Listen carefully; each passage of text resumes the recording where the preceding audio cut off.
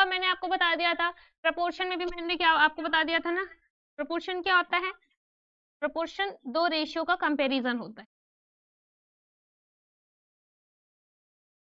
Comparison of two ratio, ठीक, क्या होता है, टू रेशियो का कंपैरिजन। और प्रपोर्शन का सिंबल क्या होता है, 4 डॉट्स, इसे पढ़ते हैं क्या, प्रपोर्शन टू, क्या पढ़ते हैं, प्रोपोर्शन टू, ठीक है। अब देखो प्रपोर्शन के अंदर कुल मिला के कितने टर्म्स होते हैं, 4 टर्म्स होते हैं। जैसे अगर हम कोई प्रोपोर्शन लिख रहे हैं, ठीक है, क्या कर रहे हैं, अगर हम कोई भी प्रोपोर्शन लिख रहे हैं, जैसे A is to B proportion C is to D, ठीक, ये क्या है, ये प्रोपोर्शन है। प्रोपोर्शन क्यों है, क्योंकि इसमें एक रेशियो क्या है, A is to B and second क्या है, C is to D, और बीच में प्रोपोर्शन का सिंबल, मतलब हम A is to B को कंपेयर कर रहे हैं किससे, C is to D से, ठीक है। और इसमें क्या होता है, अब देखो, अब प्रोपोर्शन के अंदर होता क्या है, प्रोपोर्शन के अंदर 4 टर्म्स होते हैं, ठीक है, और जो जिस नंबर का टर्म्स होता है उसे वैसे ही बोलते हैं। 4 टर्म्स देखो, first, second, third, fourth, 4 term हो गया, A B C D, चार चीजें इन्वॉल्व होती है ना, तो ये कितने टर्म्स हो गए, 4 टर्म्स हो गए। अब जो यहाँ पे लिखा जाता है इसको बोलते हैं फर्स्ट टर्म, फर्स्ट टर्म, इसके बाद वाले को बोलते हैं क्या, सेकेंड टर्म, इसको बोलते हैं थर्ड टर्म, और इसको बोलते हैं फोर्थ टर्म, ठीक है।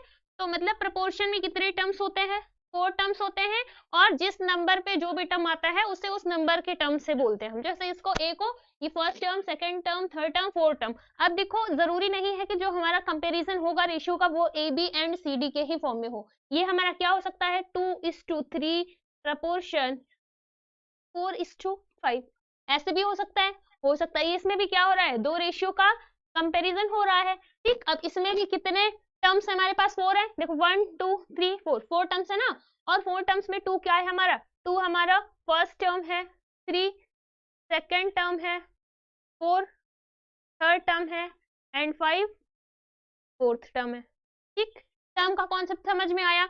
अब देखो बच्चे, जब ये क्या हो गया हमारा, ये टर्म हो गया ना, अब इसके अंदर होता क्या चीज है, ये देखो। अब जब आप कोई भी प्रोपोर्शन लिखते हो, है ना, जैसे हमने क्या लिखा हुआ है, हमने लिखा हुआ था A is to B proportion C is to D, तो इसके अंदर क्या होता है बेटा, इसके अंदर होता है हमारा जो बीच वाले टर्म्स होते हैं, उन बीच वाले टर्म्स को एक्सट्रीम्स बोलते हैं या एक्सट्रीम टर्म्स बोलते हैं, सॉरी उसको मिडल टर्म्स या मीन्स बोलते हैं, ठीक है। मतलब इसमें first term, second, third, fourth, तो साइड में कौन सा है, A है, और इधर साइड में D है, ठीक है। बीच में क्या है, B है एंड C है, मतलब फर्स्ट एंड फोर्थ टर्म कहाँ होते हैं, साइड में होते हैं, and third and sorry second and third term हमारा कहाँ होता है, बिटवीन में होता है या बीच में होता है। तो ये जो हमारे साइड वाले टर्म्स होते हैं, मतलब जो टर्म हमारा साइड में आता है, जैसे कि A एंड D, इनको हम एक्सट्रीम्स बोलते हैं, एक्सट्रीम्स या एक्सट्रीम टर्म्स, क्या बोलते हैं, एक्सट्रीम या सॉरी एक्सट्रीम्स या एक्सट्रीम टर्म बोलते हैं, ठीक है। साइड वाले को क्या बोलते हैं, एक्सट्रीम टर्म्स या एक्सट्रीम्स, और ये जो बीच वाले टर्म होते हैं, मतलब second term and third term जो होता है, इसको बोलते हैं मिडल टर्म और मीन। इसे हम क्या बोल सकते हैं, मिडल टर्म प्रोपोर्शन या मीन टर्म प्रोपोर्शन या मीन प्रोपोर्शन, और साइड वाले को एक्सट्रीम टर्म प्रोपोर्शन या एक्सट्रीम्स प्रोपोर्शन, ठीक है। समझ में आया बच्चे, इसमें तो नहीं डाउट है, हाँ जी मोहित, दीपांशु, बच्चे बता दो एक बार, इसमें डाउट तो नहीं है बेटा, बोल के नहीं तो टाइप ही करके बता दो, डाउट तो नहीं है।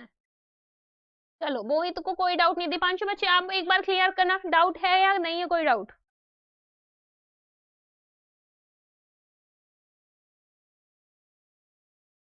ठीक है।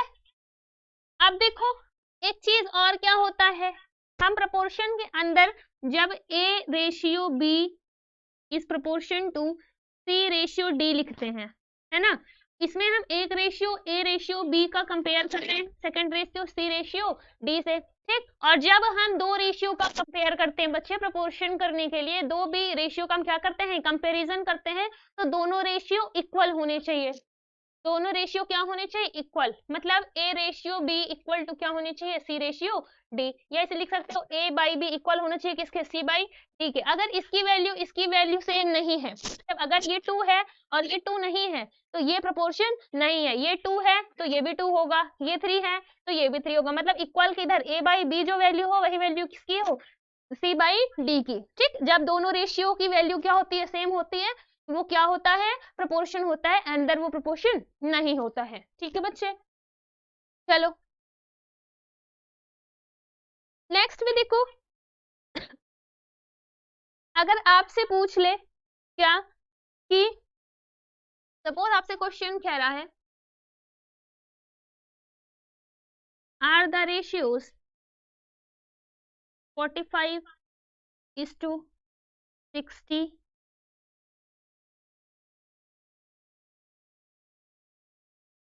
and 36:48 in proportion. बताओ बच्चे, इसमें आपसे पूछ रहा है कि जो रेशियो गिवन है हमें क्या, 45:30 एंड 36:48, क्या ये प्रोपोर्शन है या नहीं है, बस यही हमें बताना है। बच्चे एक बार फटाफट से बता दो क्या ये रेशियो है, सॉरी प्रोपोर्शन है या नहीं है। हाँ जी बेटा बताओ, बता दीजिए फटाफट से, जल्दी से बताएंगे बच्चे, ठीक है, बहुत जल्दी से बताओ, क्या ये जो गिवन है हमें, ये हमारा प्रोपोर्शन है या नहीं है,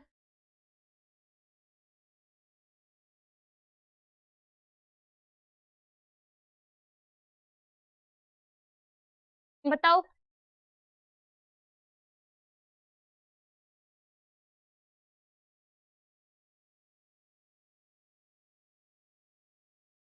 हाँ जी बच्चे बताइए, क्या ये हमारा प्रोपोर्शन है या नहीं है।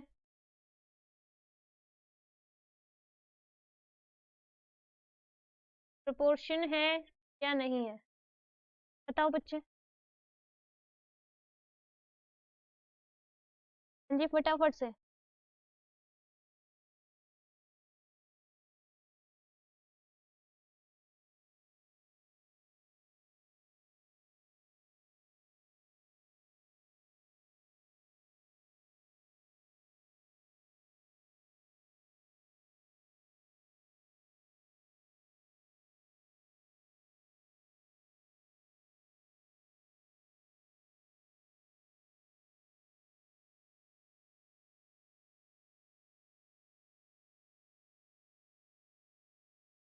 हाँ जी बेटा बता रहे हो,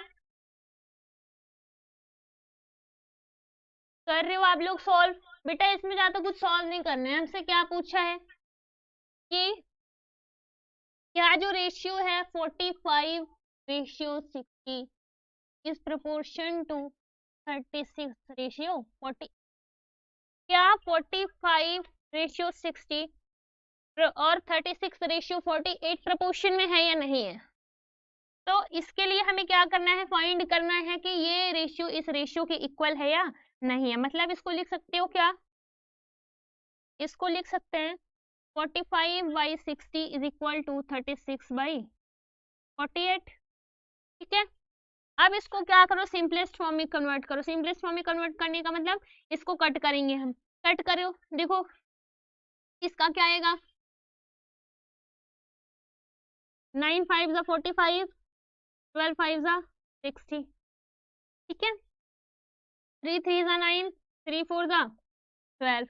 इसका देखो बच्चे 2 से करेंगे तो क्या आएगा, 18 2 36, 24 2 48, इसका 9 2 18, 12 2 24, 3 3 9, 4 3 12, इसका क्या आ गया 3, ये 4 मतलब 3/4 इज इक्वल टू, इसका क्या आया 3/4, 3/4, मतलब इसका भी सिंपलेस्ट फॉर्म 3/4 था और इसका भी सिंपलेस्ट फॉर्म 3/4 था, मतलब ये रेशियो भी 3/4 है और ये रेशियो भी 3/4 है सिंपलेस्ट फॉर्म में। तो क्योंकि दोनों रेशियो का जो सिंपलेस्ट फॉर्म है वो इक्वल है ना, है कि नहीं है? जो इसका सिंपलेस्ट फॉर्म है वो भी 3/4 है और जो इसका सिंपलेस्ट फॉर्म है वो भी 3/4 है, और जब दोनों का सिंपलेस्ट फॉर्म 3/4 है, उसकी वैल्यू भी 3/4 है, इसकी वैल्यू भी 3/4 है, तो ये क्या होगा? प्रोपोर्शन होगा, है ना। यही तो मैंने आपको बताया था, देखो पीछे वाले पेज पे क्या, कि जो हमारा a रेशियो b होता है उसकी वैल्यू अगर इक्वल होगी c रेशियो d की तो वो प्रोपोर्शन होगा, अनदर वो प्रोपोर्शन नहीं होगा। ठीक है बेटा, तो मतलब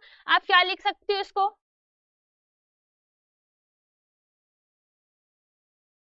इसको हम लिख सकते हैं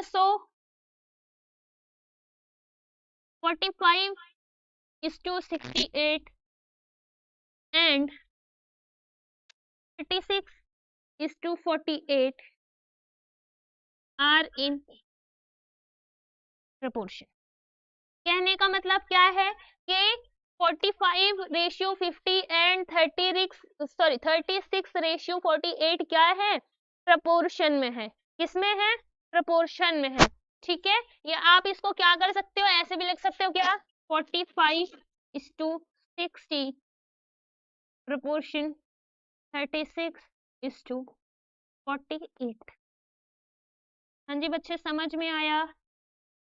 मोहित, दीपांशु, बच्चे समझ में आया? कोई दिक्कत तो नहीं है बच्चे?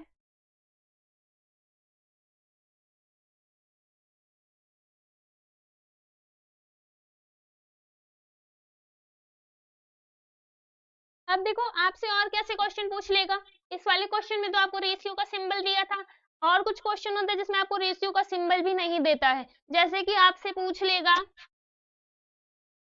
R 150, 100, 135 and 90 in proportion.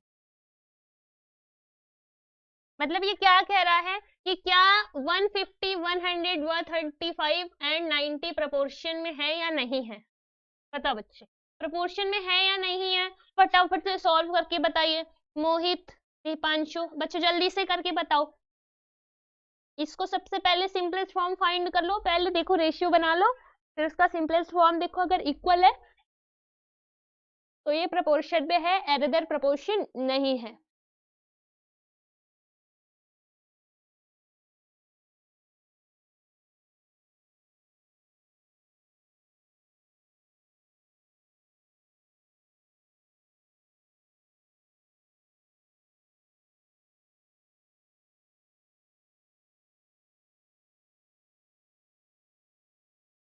हाँ जी बच्चे करिए, फटाफट से करेंगे बच्चे, क्या जल्दी से करेंगे, जल्दी से बताइए।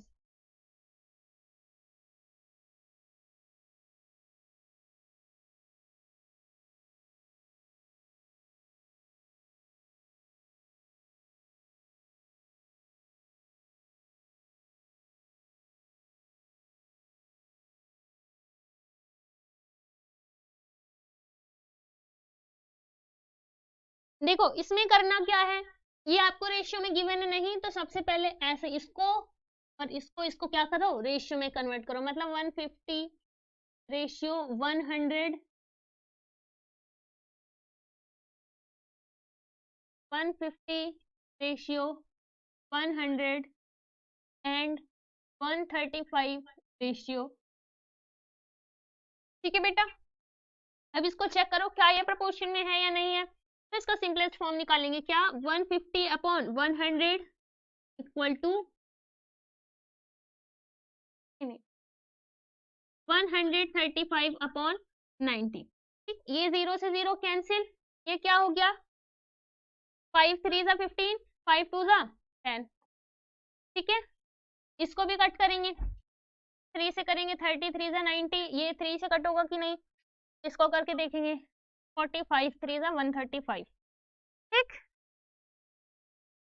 फिर और इसको कट करेंगे क्या होगा, 15 2 जा 30, 15 3 सा 45, ये क्या आ गया 3/2 इक्वल, ये भी क्या आ गया 3/2। मतलब ये रेशियो का जो सिंपलेस्ट फॉर्म है ये दूसरे रेशियो के सिंपलेस्ट फॉर्म के इक्वल है, इसका मतलब तो 150, 100, 135 and 90 are in proportion। मतलब हम इसको क्या लिख सकते हैं, हम इसको लिख सकते हैं 150 to 100 proportion 135 9।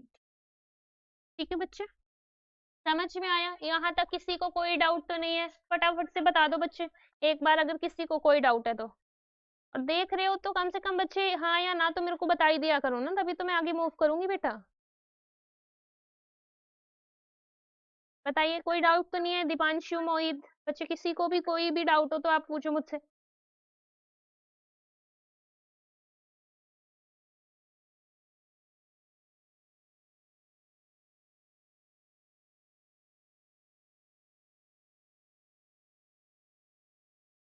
हाँ जी बच्चे बता दो फटाफट से, डाउट तो नहीं है किसी को?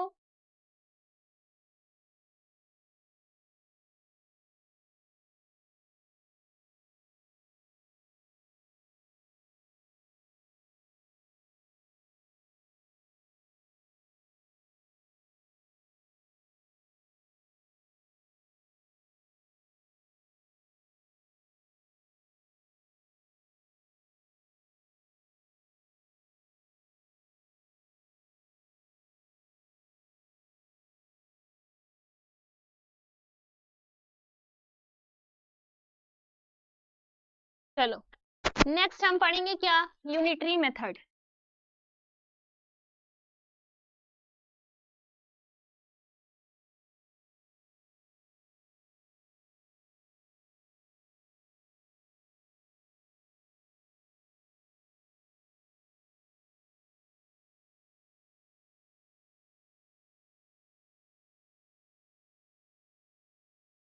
क्या पढ़ेंगे हम, यूनिटरी मेथड। चलो बच्चे यूनिटरी मेथड क्या होता है? हाँ जी, यूनिटरी मेथड क्या होता है बच्चे? देखो यूनिटरी मेथड जो होता है, यूनिटरी मेथड के अंदर सबसे पहले हम क्या करते हैं, सबसे पहले हम पहली यूनिट की वैल्यू फाइंड करते हैं। ठीक है, सॉरी क्या करते हैं, एक यूनिट की वैल्यू फाइंड करते हैं। क्या करते हैं, we find the unit of one, sorry we find the value of, find the value of one unit. क्या होता है यूनिटरी मेथड? यूनिटरी मेथड के अंदर सबसे पहले हम क्या करते हैं, एक यूनिट की वैल्यू फाइंड करते हैं। क्या करते हैं, एक यूनिट की वैल्यू फाइंड करते हैं।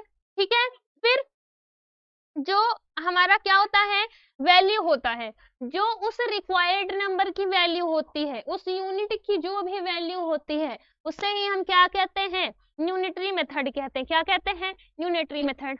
देन आप क्या लिखोगे, देन किसकी, उस रिक्वायर्ड नंबर की जो क्या होती है, वैल्यू होती है। ठीक है, then value of, then value of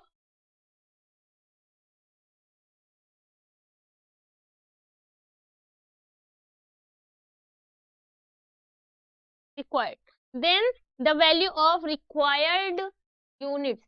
मतलब जो भी हमें यूनिट रिक्वायर्ड होती है उसे ही क्या कहते हैं, यूनिटरी मेथड। ठीक है बच्चे, यूनिटरी मेथड क्या होता है, यूनिटरी मेथड के अंदर हम सबसे पहले क्या करते हैं, वैल्यू फाइंड करते हैं वन यूनिट की। क्या करते हैं, एक यूनिट की वैल्यू फाइंड करते हैं बच्चे, है ना, एक यूनिट की वैल्यू फाइंड करते हैं और फिर जो उस रिक्वायर यूनिट की वैल्यू होती है वही क्या होता है, यूनिटरी मेथड होता है। ठीक है, अब देखो हम यूनिटरी मेथड के अंदर क्या करते हैं, कुछ रूल ऑफ वेरिएशंस को फॉलो करते हैं। क्या करते हैं, रूल ऑफ वेरिएशंस को फॉलो करते हैं, मतलब वेरिएशंस के रूल्स को फॉलो करते हैं। वो कैसे करते हैं, अगर हमें ज्यादा चाहिए, ठीक है, ज्यादा के लिए हमें फाइंड करना है तो हम मल्टीप्लाई करते हैं, और कम चाहिए, ठीक, कम के लिए फाइंड कर रहे हैं तो डिवाइड करते हैं। मतलब रूल्स ऑफ वेरिएशन क्या होता है, to get more,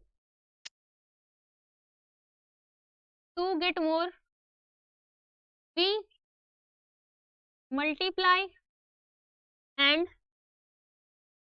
to get less we divide। कहने का मतलब जब हमें चीज ज्यादा चाहिए होती है तो हम उसमें मल्टीप्लाई करते हैं, और कम चाहिए होती है तो डिवाइड करते हैं, ठीक। अब ये यूनिटरी मेथड क्या कह रहा है, इसमें क्या आपको मल्टीप्लाई डिवाइड करने की बात कर रहा है बच्चे। इसका भी एग्जांपल बता दूं मैं आपको। जैसे अगर आपको कह रहा है, जैसे आपको कह रहा है कि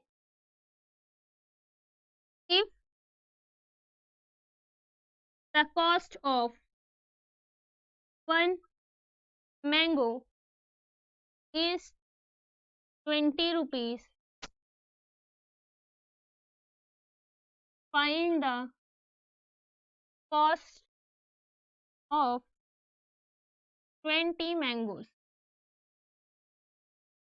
ठीक, क्या कह रहा है कि अगर एक मैंगो की कॉस्ट क्या है, 20 रुपीज है, तो 20 मैंगोज की कॉस्ट क्या होगी। ठीक है, देखो बेटा इसमें समझना क्या है आपको, अभी तक क्या कह रहा था कि एक मैंगो की जो कॉस्ट है वो क्या है, 20 रुपीज है। अब हमसे कितने मैंगो की पूछ रहा है, 20 मैंगोज के लिए, ये 1 था, अब हमें मैंगो ज्यादा चाहिए, कितना, 20, तो ज्यादा के लिए हम क्या करते हैं, मल्टीप्लाई करते हैं। मतलब अगर 1 की कॉस्ट 20 है तो 20 मैंगो की कॉस्ट क्या होगी, लिखो ऐसे, cost of 1 mango is equal to 1 mango की कॉस्ट 20 रुपीज, और हमें अब कितने की चाहिए, अब हमें चाहिए 20 मैंगोज की, तो then the cost of 20 mangoes is equal to, कितने मैंगो की कॉस्ट फाइंड कर रहे हैं, 20, तो 20 इंटू एक मैंगो की कॉस्ट क्या है, 20 रुपए है, तो मल्टीप्लाई 20, क्या आ जाएगा हमारा, 400 रुपीज।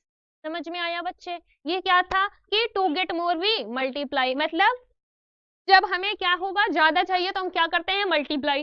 एक था तो उसकी कॉस्टिंग 20 रुपए थी, अब हमें ज्यादा मैंगो चाहिए, 1 मैंगो नहीं, अब हमें 20 मैंगो चाहिए, तो हमने क्या कर दिया, मल्टीप्लाई कर दिया, और कम चाहिए होता तो क्या कर देते, डिवाइड कर देते। ठीक है बच्चे, अब देखो एक और एग्जांपल, जैसे अगर आपसे कह रहा है क्या कि ये एग्जांपल फर्स्ट है, सेकेंड एग्जांपल, अगर आपसे कह रहा है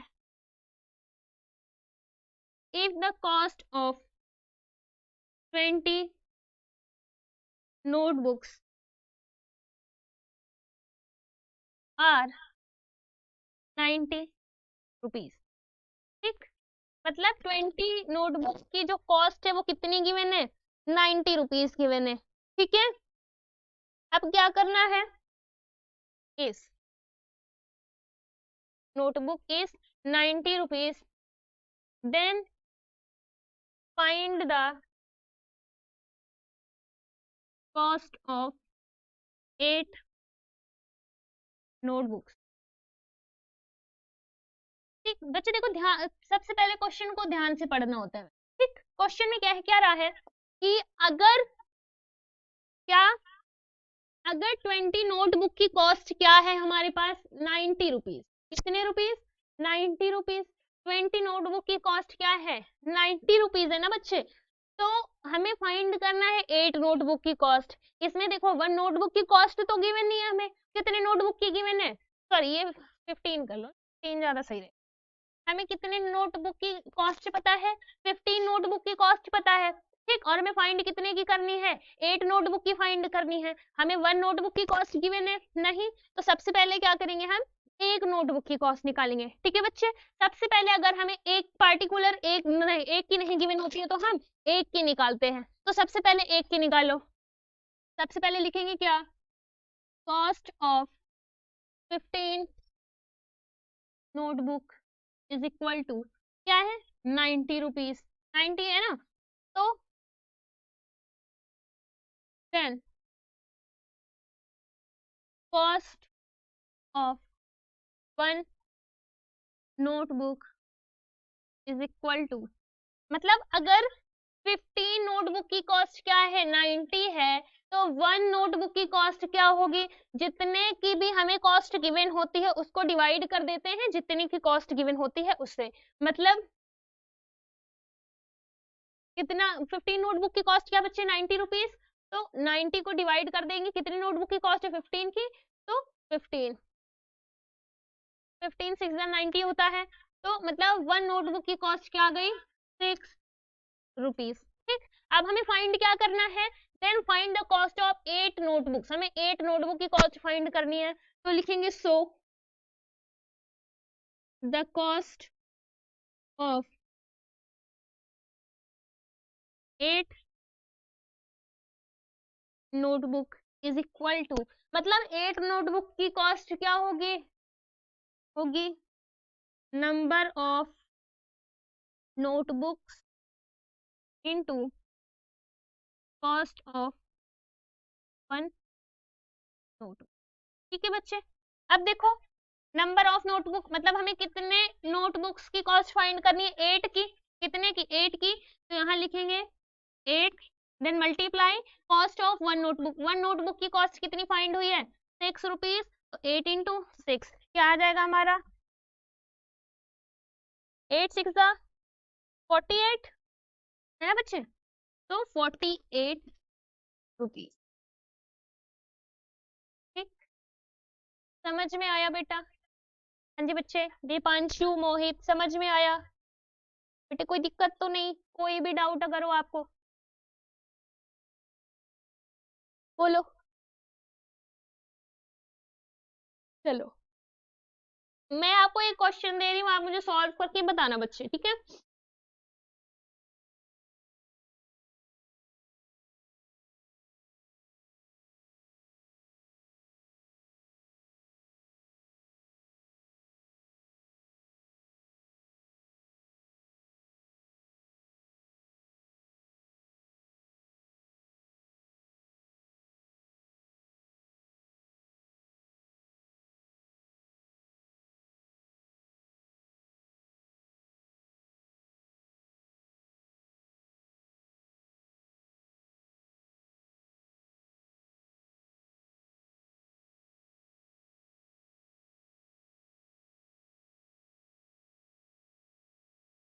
हाँ जी बच्चे, चलो फटाफट से करो, जल्दी से करके बताओ।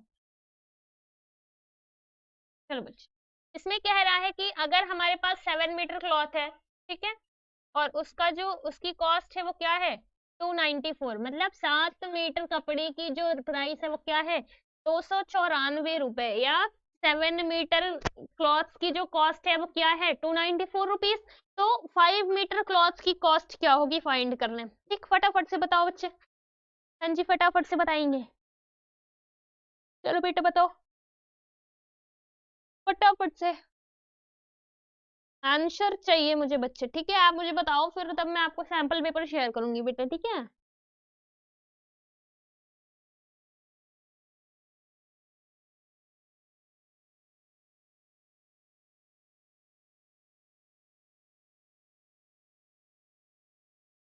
इसमें हमें कितना गिवन है, ज्यादा गिवन है, और हमें कम के लिए फाइंड करना है ना बच्चे, चलो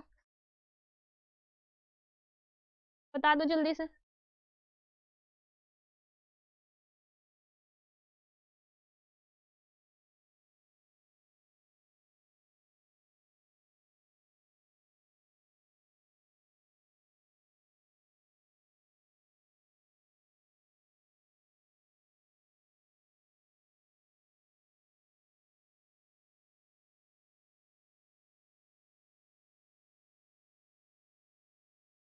हाँ जी दीपांशु मोहित बच्चे जल्दी से करके बताओ।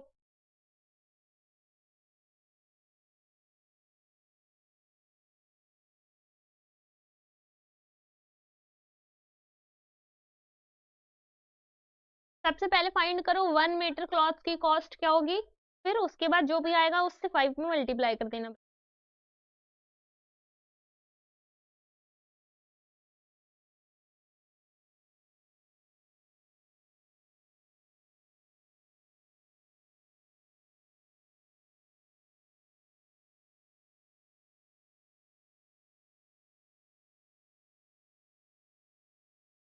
₹210।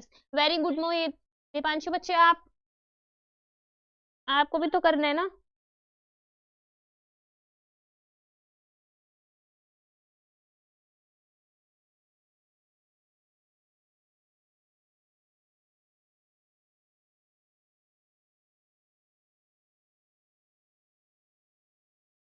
गिवन क्या है बच्चे, गिवन है हमें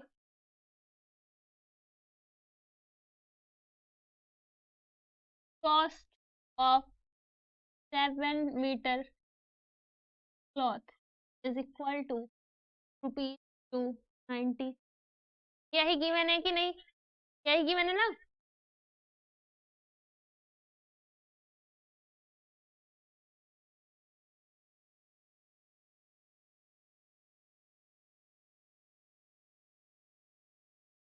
अब cost of 1 metre cloth is equal to 1 metre cloth की कॉस्ट निकालने के लिए 7 मीटर क्लॉथ की कॉस्ट क्या है 294, और कितने मीटर की 7। 7 से 294 को डिवाइड करेंगे बच्चे क्या आएगा 42 आएगा। ठीक, मतलब 1 मीटर क्लॉथ की जो कॉस्ट है 1 मीटर वो क्या है 42 रुपीज। तो the cost of 5 metre cloth is equal to, क्या करेंगे कितने मीटर की फाइंड करनी है 5 मीटर की, तो 5, 1 मीटर की 42 होती है तो 5 इंटू 42, 210। क्या बच्चे, यहाँ तक किसी को भी कोई डाउट बेटा? हाँ जी बच्चे, किसी को कोई डाउट तो नहीं है? मोहित, दीपांशु, चलो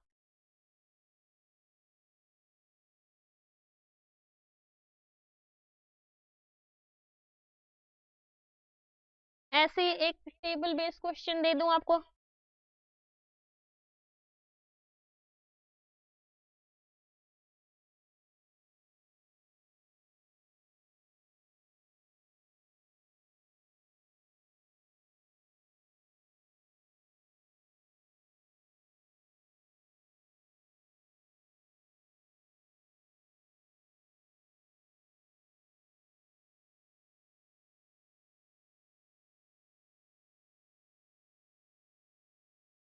क्या करना है आपको, टेबल को रीड करना है और बॉक्सेस को फिल करना है बच्चे।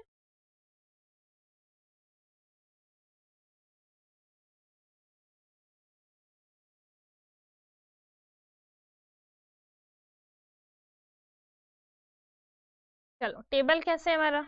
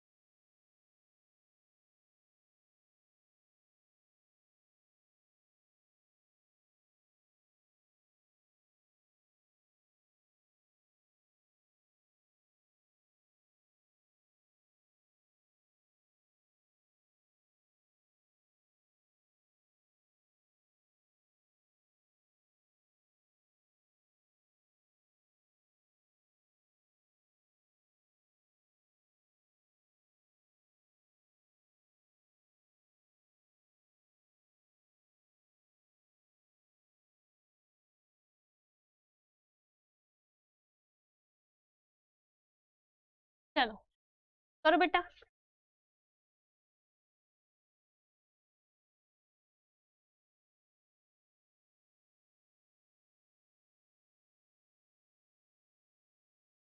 ये कैसे होगा? इसमें टाइम गिवन है और distance travelled by Karan and distance travelled by Kirti. Karan 2 घंटे में 8 किलोमीटर या 2 आवर्स में 8 किलोमीटर ट्रेवल करता है और कीर्ति 2 आवर्स में 6 किलोमीटर। ठीक है, फिर करण 1 आवर में कितना ट्रेवल करता है? 4 किलोमीटर, मतलब 2 आवर्स में कितना था? 8 था, तो 1 आवर में उसका आधा 4 हो गया, तो इसका 2 आवर में 6 था, तो 1 आवर में इसका आधा हो जाएगा, मतलब 6 का हाफ क्या होगा? 3 किलोमीटर। वैसे ही अगर 1 आवर में 4 किलोमीटर है, तो 4 आवर में क्या होगा? 4 इंटू 4 16 किलोमीटर और 3 इंटू 4 12 किलोमीटर। ऐसे सॉल्व होगा हमारा टेबल। ठीक है बच्चे, समझ में आया?